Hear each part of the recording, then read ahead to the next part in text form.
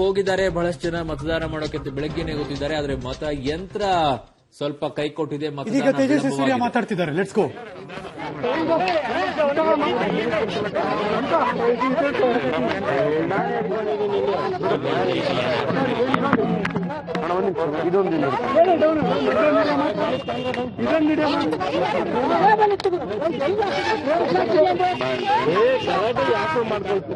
ಪಾಪ ನಮ್ಮ Raj news madam ಒಂಚೂರು ಅವಕಾಶ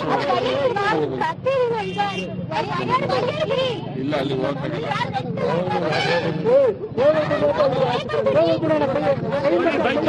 ಯಾರು ಆಗಿಲ್ಲ ಅಂದ್ರೆ ಇನ್ನೊಂದ್ಸಲ ತಗೊಳ್ಬಹುದು.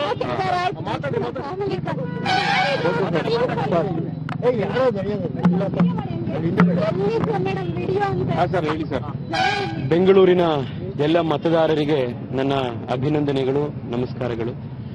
ನನ್ನ ತಂದೆ ತಾಯಿ ಮನೆಯವರು ಎಲ್ಲರನ್ನ ಇವತ್ತು ಸಮೇತವಾಗಿ ಇವತ್ತು ಬಂದು ನಮ್ಮ ಬೂತ್ನಲ್ಲಿ ನಾನು ಮತದಾನ ಹಾಕುವಂತ ಪ್ರಕ್ರಿಯೆಯನ್ನು ಮುಗಿಸಿದ್ದೇನೆ.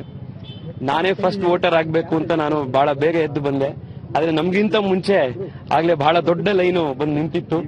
ಜನರು ಬಹಳ ಉತ್ಸಾಹದಿಂದ ಮತದಾನವನ್ನ ಮಾಡ್ತಾ ಇದ್ದಾರೆ.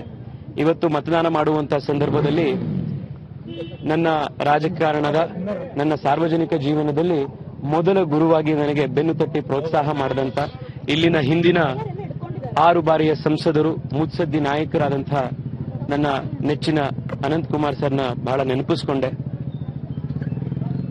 ಇವತ್ತು ಈ ಅವಕಾಶವನ್ನ ಮಾಡಿಕೊಟ್ಟಂತಹ ನನ್ನ ಪಕ್ಷದ ಎಲ್ಲ ಹಿರಿಯರು, ಪ್ರಧಾನಿ ನರೇಂದ್ರ ಮೋದಿ ಅವರು ಮತ್ತು ನಮ್ಮ ಮೇಲೆ ಭರವಸೆ ಇಡ್ತಾ ಇರುವಂತಹ ಬೆಂಗಳೂರು ದಕ್ಷಿಣದ ಲಕ್ಷಾಂತರ ಮತದಾರರು, ಇವರನ್ನೆಲ್ಲರೂ ಒಂದು ಬಾರಿ ಮನಸ್ಸಿನಲ್ಲಿ ನೆನಪಿಸಿಕೊಂಡು ಆ ದೇವರಲ್ಲಿ ಇವರೆಲ್ಲರನ್ನೂ ಸೇವೆ ಮಾಡುವಂತಹ ಒಂದು ಶಕ್ತಿ ಆ ಭಗವಂತ ನನಗೆ ಕೊಡ್ಲಿ ಎನ್ನುವಂಥದ್ದು ಪ್ರಾರ್ಥನೆಯನ್ನು ಮಾಡಿ ಮತದಾನ ಮಾಡಿದ್ದೇನೆ. ನಾವಿವತ್ತು ಬಹಳ ದೊಡ್ಡ ಬಹುಮತದಿಂದ ಗೆಲ್ತೇವೆ ಎನ್ನುವಂತಹ ಒಂದು ವಿಶ್ವಾಸ ಇದೆ. ಇವತ್ತು ಪ್ರಜಾಪ್ರಭುತ್ವದ ಒಂದು ಉತ್ಸವದ ದಿನ. ನಾನು ಎಲ್ಲ ಮತದಾರರಲ್ಲಿ ಮನವಿ ಮಾಡೋದಿಷ್ಟೇನೆ, ಆದಷ್ಟು ದೊಡ್ಡ ಸಂಖ್ಯೆಯಲ್ಲಿ ಮತದಾನವನ್ನು ಮಾಡಿ ಒಳ್ಳೆ ಸರ್ಕಾರಗಳನ್ನ, ಒಳ್ಳೆಯ ಪ್ರಧಾನಮಂತ್ರಿಗಳನ್ನ ರಚನೆ ಮಾಡುವಂಥದ್ದು, ಉಳಿಸ್ಕೊಳ್ಳುವಂಥದ್ದು ಎರಡೂ ಕೂಡ ಅಕ್ಷರಶಃ ನಿಮ್ಮ ಕೈನಲ್ಲೇ ಇದೆ. ದಯವಿಟ್ಟು ನಿಮ್ಮ ಜವಾಬ್ದಾರಿಯನ್ನು ಅರಿತು ಬಂದು ಬಹುದು.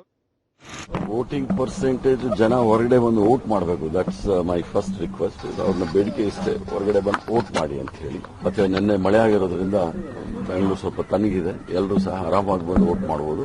ಬಂದು ಆದಷ್ಟು ಬೇಗ ವೋಟ್ ಮಾಡಿ ಅಂತ ರಿಕ್ವೆಸ್ಟ್. ಬೆಂಗಳೂರಿನ ಜಯನಗರದಲ್ಲಿ ಕೇಂದ್ರ ಸಚಿವೆ ನಿರ್ಮಲಾ ಸೀತಾರಾಮನ್ ತಮ್ಮ ಹಕ್ಕನ್ನ ಚಲಾವಣೆ ಮಾಡೋಕೆ ಅಂತ ಬಂದಿದ್ದಾರೆ.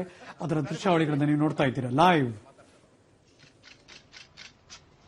ಬನ್ನಿ ಮೇಡಮ್, ಬಂದ್ರೆ ಅವರು